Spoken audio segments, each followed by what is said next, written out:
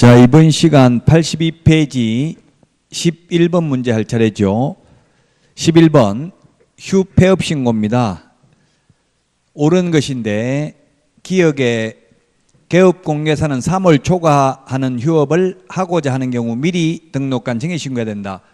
예, 휴업, 폐업, 재개, 변경 신고 모두 미리 신고입니다. 사무소 이전 신고는 사후 10일 이내 신고죠.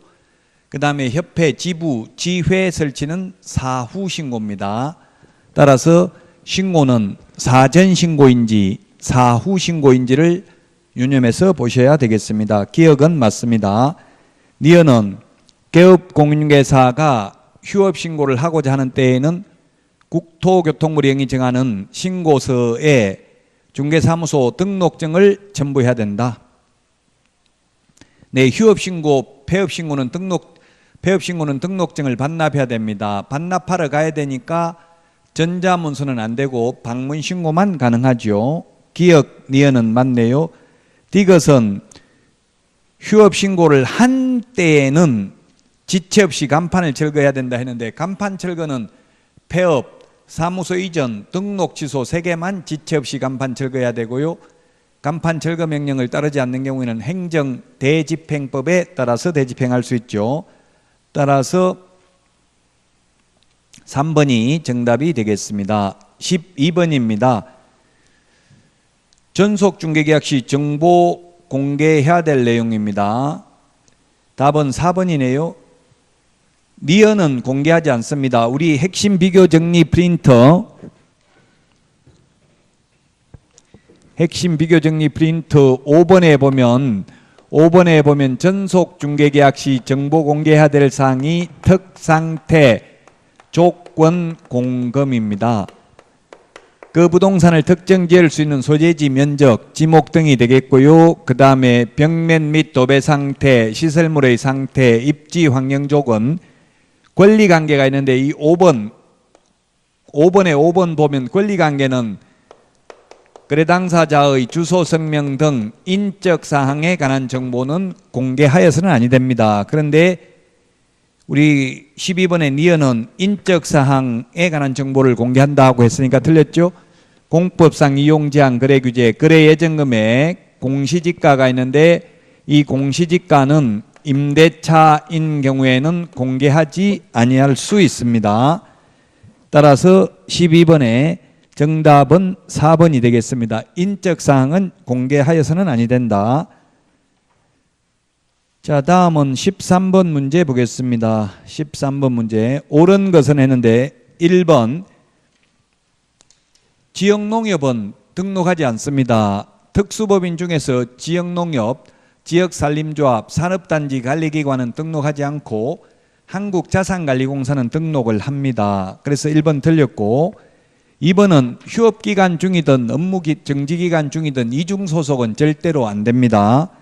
그래서 2번 틀렸고요. 이중소속 될 수 있다고 해서 틀렸고 3번은 시도지사가 공인중개사의 자격정지 처분을 한 때에는 다른 시도지사에게 통지해야 되는 규정도 없고 국토교통부 장관에게 보고하는 규정도 없습니다. 그래서 3번이 맞습니다. 다만 자격정지에 해당하는 사실을 알게 된 등록관청은 시도지사에게 자격정지할 수 있도록 통지해 주어야 합니다. 3번이 정답이 되겠고요. 4번 등록의 결격 사유 중 이 법을 위반하여 300만 원 이상 벌금을 선고받고 3년이 경과되지 아니한 자에는 개업공개사가 사용주로서 양벌 규정으로 처벌받는 경우도 포함된다 했는데 제외됩니다. 예, 직원 잘못으로 사장이 300만 원 이상 벌금 받았다고 해도 이것은 이 법에 의한 벌금이 아니다. 그러므로 3년간 결격 사유에 해당되지 않는다. 만약 직원 잘못으로 3년 동안 폐업해야 된다고 하면 직원 무서워서 고용할 수 없겠죠. 그래서 4번도 틀렸고요. 5번 업무정지에 관한 기준은 대통령령으로 정하는 게 아니라 국토교통부령으로 정하고요.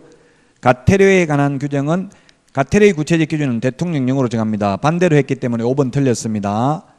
기출문제 이렇게 대통령령으로 정하는지 국토교통부령으로 정하는지까지도 시험에 출제됐습니다. 13번의 답 3번이고요. 14번 문제입니다.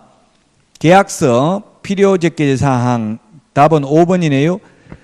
우리 핵심 비교 정리 프린트 9번에 보면 계약서 필요적기사항 인물 계약금, 인물 계약금, 인권 조교. 이 9번 프린트는 우리 기초 자료실에 보시면 올려놨습니다. 그래서 없으신 분들은 자, 거래 당사자 인적 사항, 물건의 표시, 그 다음에 계약일, 그 밖의 약정, 거래 금액, 물건의 인도일 시, 권리 이전 내용, 조건 기한, 확인 설명서, 교부 일자, 필요적 사항이죠. 따라서 14번에 5번입니다. 모두 다 거래계약서 필요적 사항이고요. 그 다음에 15번은 틀린 것은 했는데 답이 3번입니다. 옛날에는 확인 설명하지 않거나 근거자료 제시하지 않는 경우 업무 정지했는데 지금은 500만 원 이하의 과태료입니다. 대통령령으로 정하는 구체적 기준은 확인 설명도 안 하고 근거자료도 제시 안 하면 500만 원 과태료고요. 둘 중에 하나를 안 하면 구체적 기준이 400만 원입니다. 이 구체적 기준의 2분의 1 범위 내에서 가중 또는 감경할 수 있고 아무리 가중하더라도 법에서 정하고 있는 500만 원을 초과할 수는 없죠. 자, 그 다음에 4번에 확인 설명서 옛날에는 사본을 3년 보존했는데 지금은 원본, 사본 또는 전자문서를 보존해도 되죠. 또 공인전자문서센터에 보관된 경우는 따로 종이문서를 보존할 필요도 없습니다. 그래서 15번의 답 2번이 되겠습니다. 다음은 16번 문제 보겠습니다. 16번 틀린 것은 했는데 답은 5번입니다. 중개 보수의 경우 사무소 소재지 기준입니다. 사무소 소재지, 중개대상물 소재지 기준이 아니고요. 16번에 따라서 5번이 답인데 제가 이런 예를 들었었는데 만약에 본사는 서울특별시에 있고요. 그 다음에 분사무소는 충청남도 천안시에 있고요. 충청남도 천안시에 있고요. 그 다음에 아파트는 경기도 평택시에 있는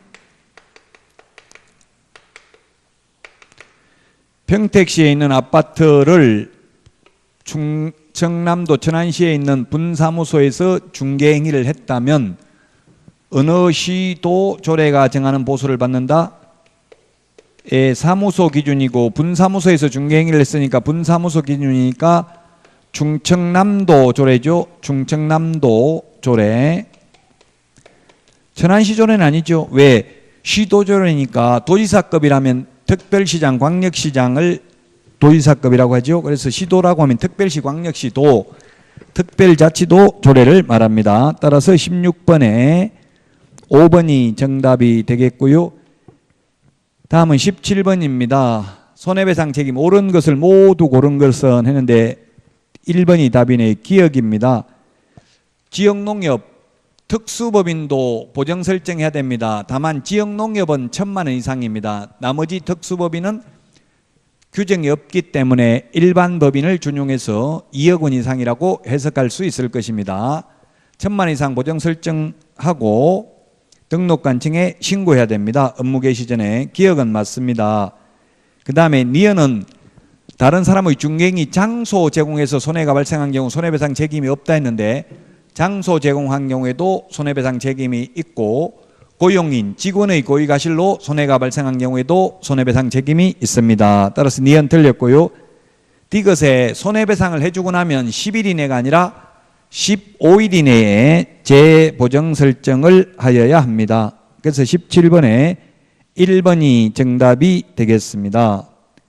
18번 금지 행위에 관한 벌칙 옳은 것은 했는데 답은 1번이네요. 기역에 쌍방대리 그 다음에 니은에 매매를 업을 하는 경우 1년에 1,000만 원, 쌍방대리 3년에 3,000만 원입니다. 답은 1번인데 금지행위 매무수거 관직상투가 있는데 관직상투 매무수거는 1년 이하의 징역이나 1,000만 원 이하의 벌금, 관직상투는 3년 이하의 징역이나 3천만 원 이하의 벌금입니다. 매매를 업으로 하는 경우 무등록업자와 협력하는 행위, 중개보수 또는 실비를 초과해서 받는 행위, 거짓된 은행, 그 밖에 의뢰인의 판단을 거르치게 하는 행위는 1년 이하의 징역이나 1,000만 원 이하의 벌금, 분양 관련 증서 매매를 업으로 하거나 중개하는 행위, 직접거래, 쌍방대리, 투기조장은 3년 이하의 징역이나 3천만 원 이하의 벌금입니다. 따라서 18번에 1번이 정답이 되겠습니다. 자, 그 다음에 19번 보겠습니다. 19번 교육제도도 반드시 시험에 출제된다고 했죠. 1번은 개업공개사와 소속공개사가 2년에 한 번씩 받는 교육은 연수교육입니다. 직무교육은 보존이 될 사람이 받는 교육이죠. 1번 틀렸고, 2번은 분사무소 책임자가 되고자 하는 자는 고용신고일 전 1년 이내에 시도의사가 실시하는 연수교육이 아니라 실무교육을 받아야 됩니다. 연수교육은 사후교육이고 실무교육, 직무교육, 매수신청대리 실무교육은 사전교육입니다. 미리 받아야 되는 교육입니다. 그래서 틀렸고, 3번 고용관계 종료신고 후 1년 이내에 다시 중개보조원으로 고용신고의 대상이 된 자는 시도의사 또는 등록관 증이 실시하는 직무교육을 받지 않아도 된다. 예, 직무교육, 실무교육, 매수신청대리 실무교육의 유효기간은 1년이고요. 교육받고 1년 안에 개업하지 않거나 취직하지 않으면 다시 받아야 되는데, 다만 그만두고 1년 안에 다시 취직하거나 다시 개업하려면 교육 안 받아도 됩니다. 그래서 3번이 정답이고요. 4번은 연수교육은 3시간 이상 4시간이 아니라 12시간 이상 16시간 이하입니다. 연수교육 시간은. 그 다음에 5번은 국토교통부 장관이 마련하여 시행하는 교육지침에는 교육대상, 교육과목 및 교육시간 등은 포함되어야 하나 수강료는 그러하지 아니하다 했는데 수강료도 포함되어야 합니다. 그래서 3번이 정답이 되겠습니다.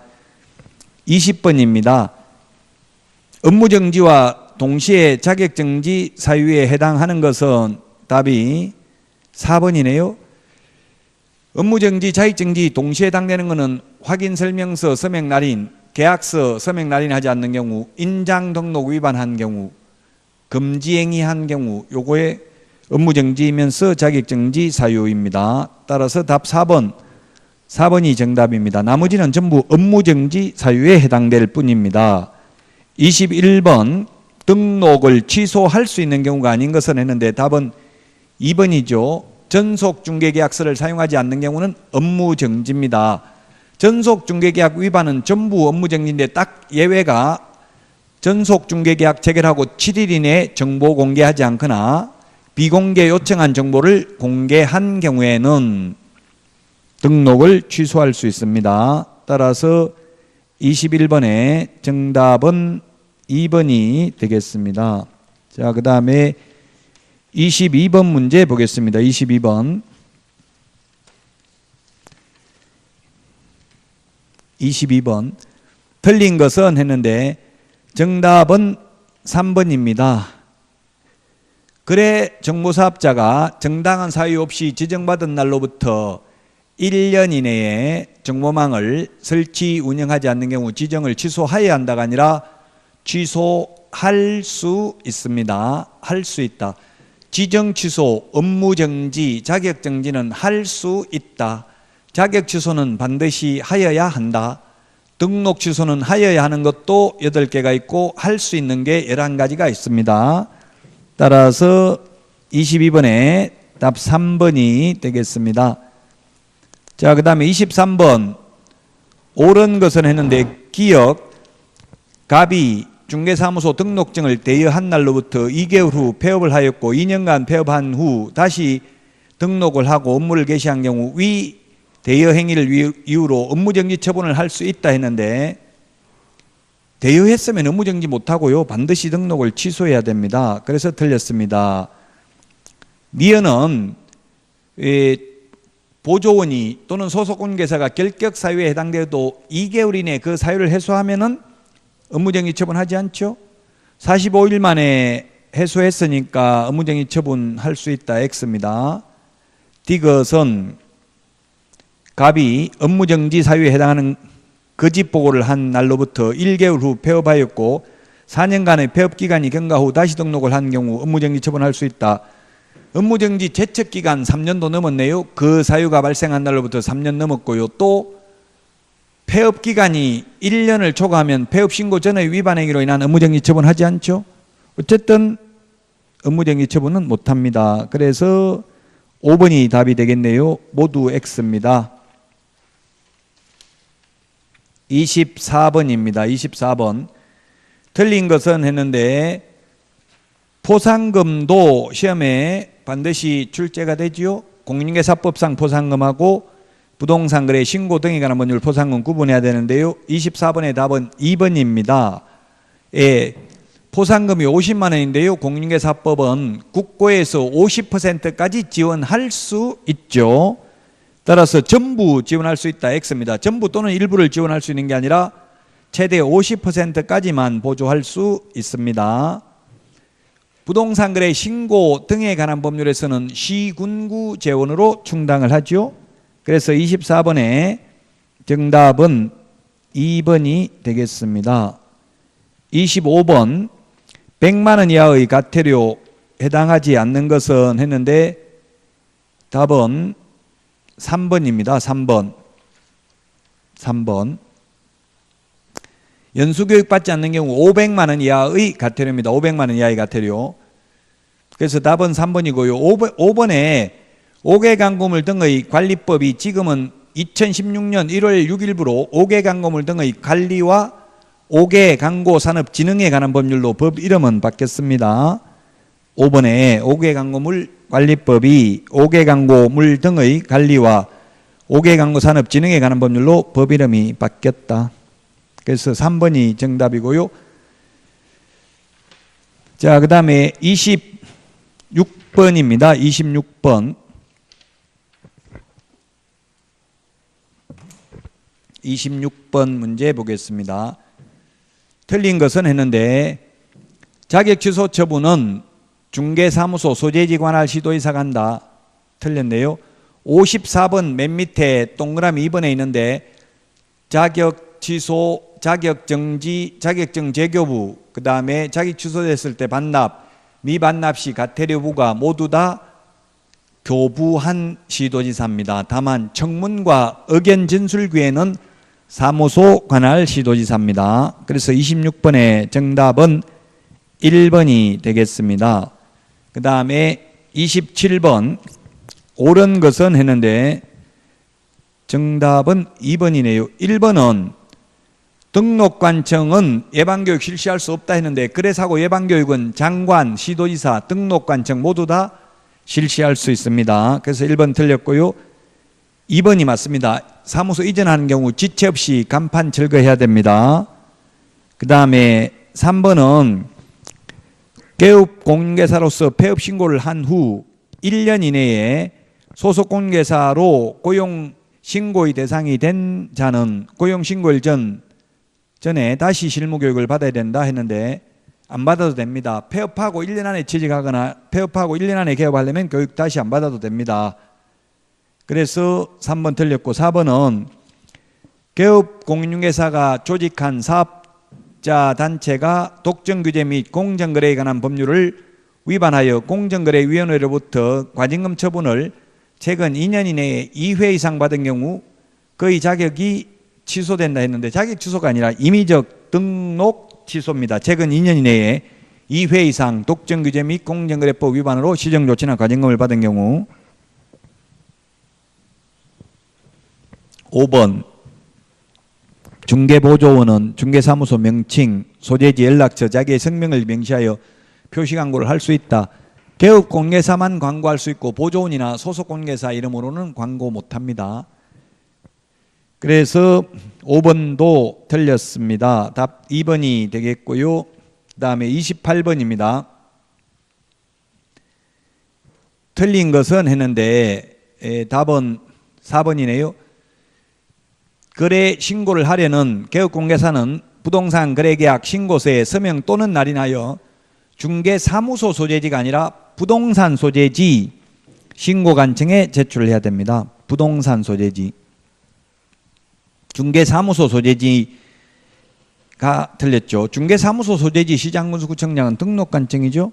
부동산 거래 신고는 신고관청에 해야 되기 때문에 4번이 틀렸습니다. 그 다음에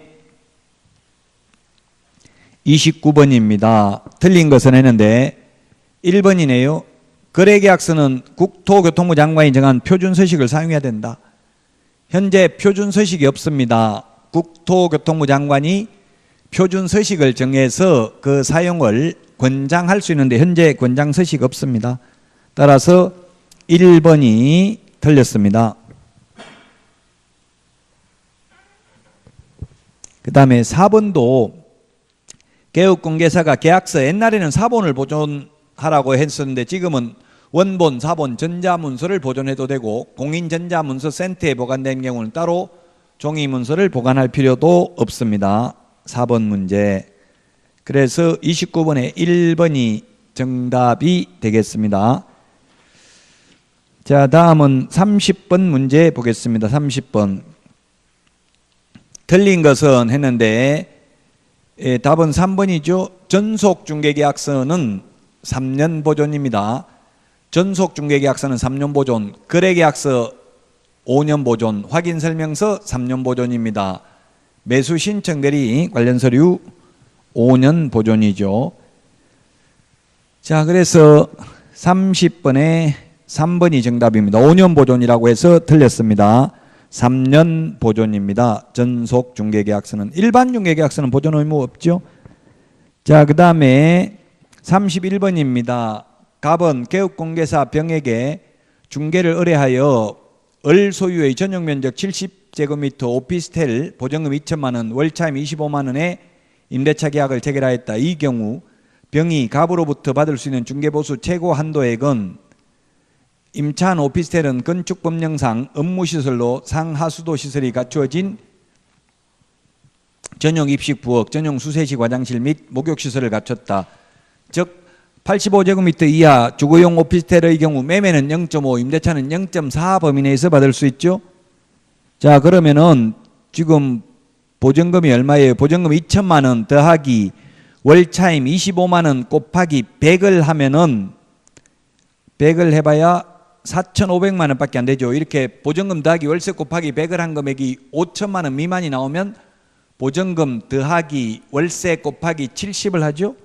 따라서 2천만 원 더하기 월차임 25만 원 곱하기 70을 하면은 3,750만 원입니다. 3,750만 원 곱하기 임대차니까 0.4% 하면은 15만 원이 답이 되겠습니다. 1번이 정답입니다. 이거 지금 문제가 여러 가지 융복합 문제인데 월세가 있는 경우 보증금 더하기 월세 곱하기 100을 한 금액이 5천만 원 미만이 나오면 보증금 더하기 월세 곱하기 70입니다. 70. 5천만 원 미만인 경우는 70. 그 다음에 85제곱미터 이하 주거용 오피스텔은 매매는 0.5, 임대차는 0.4 범위 내에서 받을 수 있습니다. 따라서 31번에 답 1번이 되겠고요. 그 다음에 32번입니다. 주택임대차보호법 틀린 것입니다. 답은 5번이죠.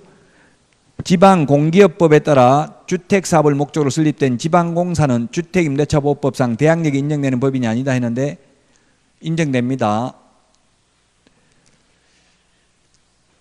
LH공사, SH공사, 중소기업 이런 거는 적용이 됩니다. 따라서 정답은 5번이 되겠습니다. 자, 그 다음에 33번입니다. 틀린 것은 했는데 답은 역시 5번이죠. 보증금이 전액 변제되지 아니한 대항력 있는 임차권은 건물 임대차에 대하여 민사집행법에 따른 경매가 실시된 경우 그 임차 건물이 매각하면 소멸된다 했는데 대항력 있는 임차인이라는 말은 최선순위 임차인입니다. 말소 기준권리보다 앞서 있는 경우를 말합니다. 이런 경우는 소멸되는 게 아니라 전액을 변제받을 때까지 대항력을 주장할 수 있습니다. 새로운 매수인, 즉 새로운 낙찰자, 매수인, 경락인 같은 말이죠. 있으면 보증금을 전액 돌려받을 때까지는 대항력을 주장할 수 있습니다. 그래서 정답은 5번이 되겠습니다. 33번은. 그 다음에 34번입니다. 농지 임대차에 대한 설명으로 틀린 것입니다. 답은 3번이죠.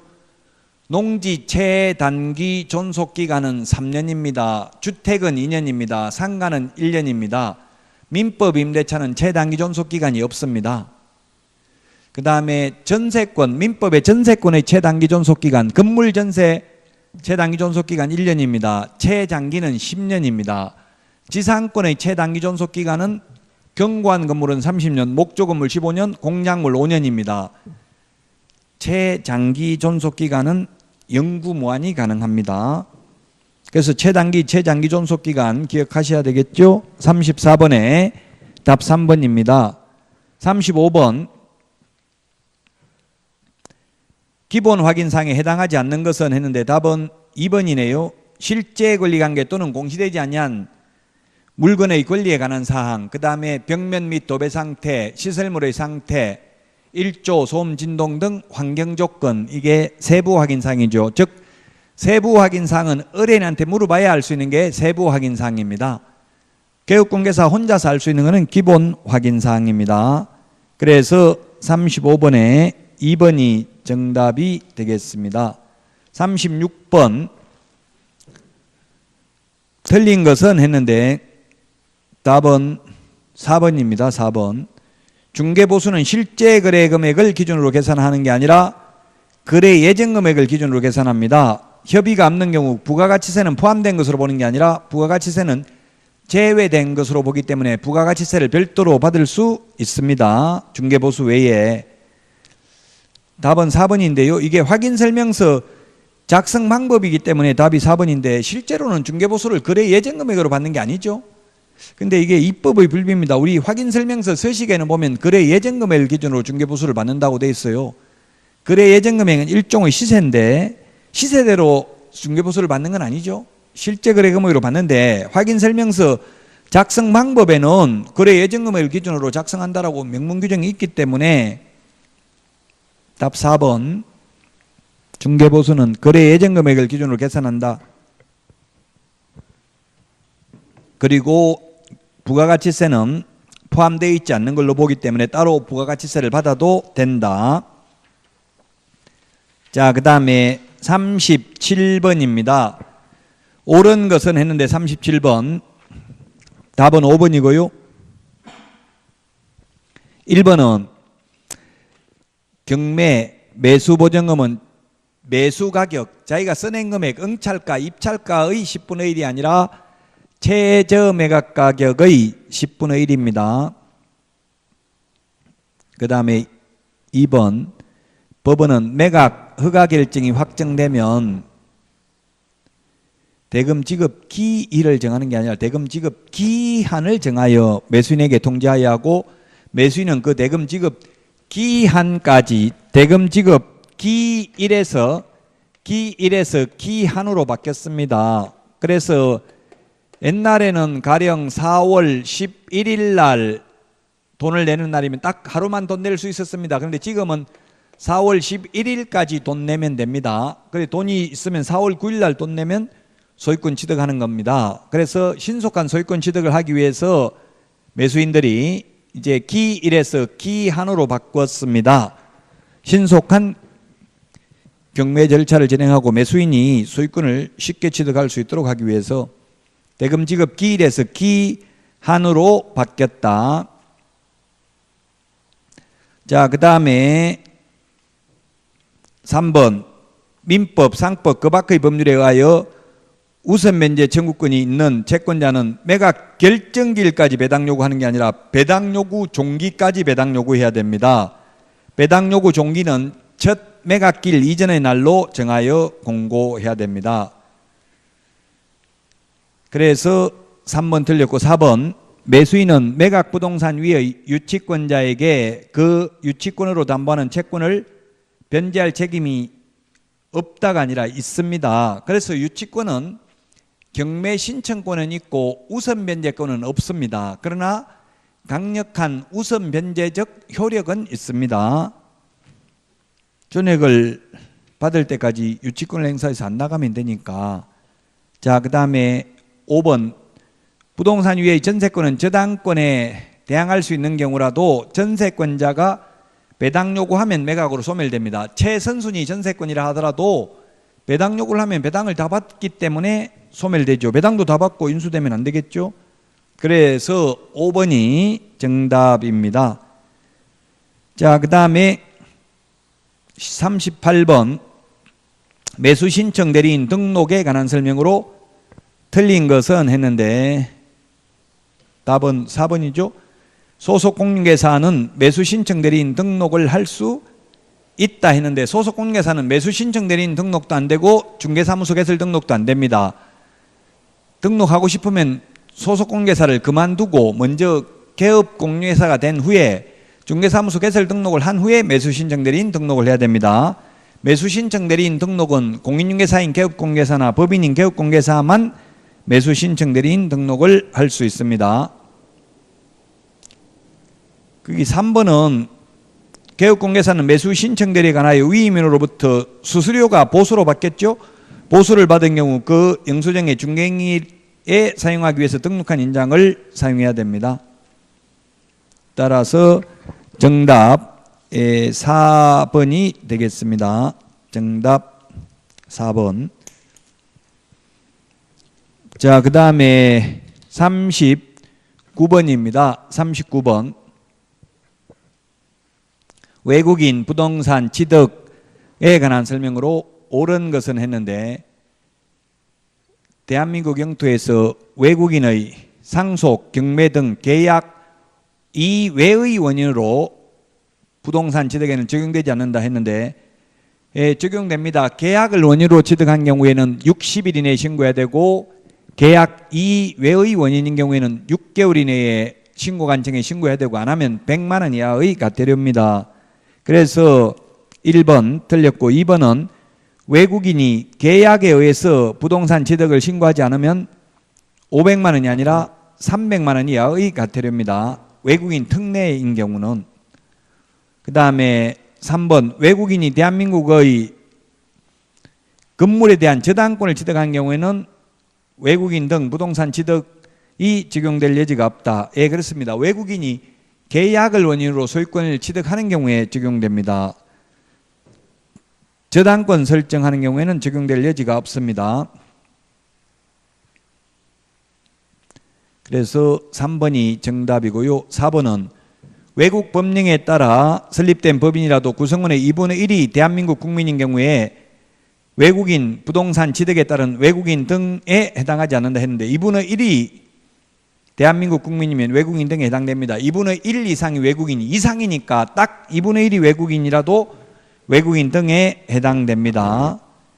그 다음에 5번 전원이 외국인으로 구성된 비법인 사단은 외국인 부동산 취득에 따른 외국인 등에 해당하지 않는다 했는데 해당합니다.